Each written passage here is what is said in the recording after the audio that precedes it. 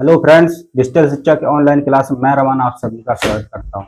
ये जीव विज्ञान की क्लास है और जीव विज्ञान में हम पढ़ रहे थे कोशिका यानी कि सेल साइटोलॉजी पर चर्चा कर रहे थे। आज उससे आगे का देखेंगे। एक क्लास हो चुकी है जिसमें हमने कोशिका के बारे में बेसिक सी यानी साधारण सी जानकारी दे दी है। आज उससे आगे की बात करेंगे यानी कि कोशिका संरचना या फिर कह लें सेल स्ट्रक्चर, इसके बारे में पढ़ेंगे। अगर कोशिका संरचना की बात करें तो हम दो रूपों में कर सकते हैं, एक पादप कोशिका और एक जंतु कोशिका।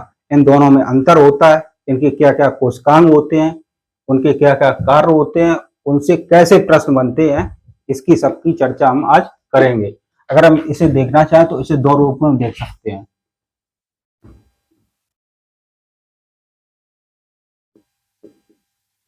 पादप कोशिका यानी कि प्लांट कोशिका और दूसरी देखेंगे जंतु कोशिका एनिमल सेल। इनके बारे में आज चर्चा करेंगे। दोनों में देखेंगे क्या अंतर है, क्या इनके कोशिकांग हैं, कहाँ से क्वेश्चन बनते हैं और कोशिकांगों के क्या क्या कार्य हैं। ये पादप कोशिका है और ये एक जंतु कोशिका। अगर इसकी बात की जाए पादप कोशिका, तो पादप कोशिका में दो परतें पाई जाती हैं। पादप कोशिका में दो परतें पाई जाएंगी, जबकि जंतु कोशिका में एक परत पाई जाएगी। इसकी ऊपर की परत होती है कोशिका भित्ति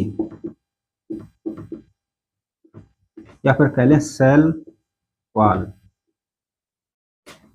और जो अंदर की परत है इसको कहते हैं कोशिका झिल्ली। जंतु कोशिका में एक ही परत पाई जाएगी, वो भी क्या होगी, कोशिका झिल्ली। अंतर ये निकल के आया, यानी कि ये बात निकल के आई, पादप कोशिका में कोशिका भित्ति पाई जाएगी और जंतु कोशिका में कोशिका भित्ति नहीं पाई जाएगी, जबकि कोशिका झिल्ली दोनों में पाई जाएगी। अब इसके अंदर के भागों को देखते हैं, इसमें क्या पाया जाए। सबसे पहले बात करते हैं केंद्रक की, तो केंद्रक दोनों में पाया जाएगा। जंतु कोशिका और पादप कोशिका दोनों में केंद्रक पाया जाएगा।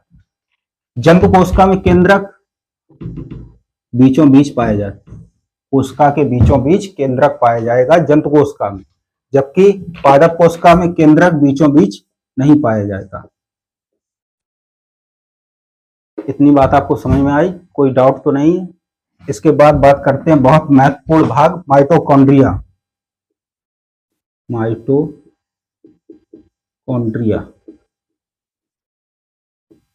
ये दोनों में पाया जाएगा। माइटोकॉन्ड्रिया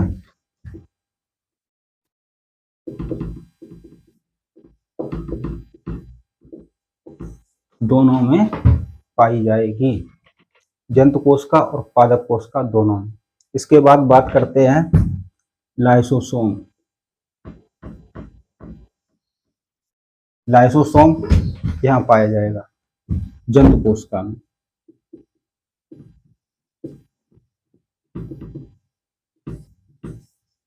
जबकि पादप कोशिका में लाइसोसोम नहीं पाया जाएगा। इसमें क्या पाया जाएगा, लवक, प्लास्टिड। इतनी बात आपको समझ में आई। इसके बाद बात करते हैं गोल्जी काय।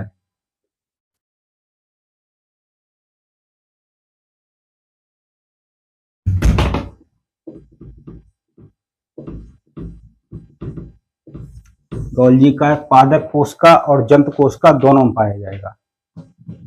इसके बाद बात करते हैं राइबोसोम।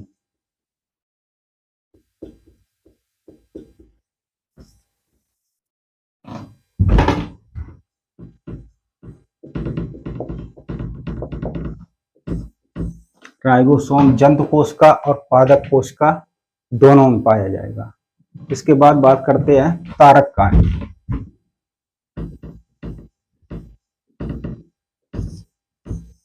तारक काय जंतु कोशिका में पाया जाएगा और यहाँ पर पादप कोशिका में नहीं पाया जाएगा। इतनी बात आपको समझ में आई। अगर कोई डाउट है तो बताइए कमेंट करके।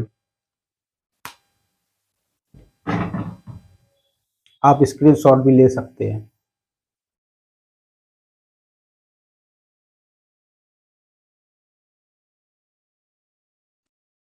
आप उम्मीद करते हैं कि इसका स्क्रीनशॉट ले लिया होगा, या फिर एक भाग और देख लेते हैं इसका, वो भी थोड़ा महत्वपूर्ण है, इतना तो नहीं है लेकिन है।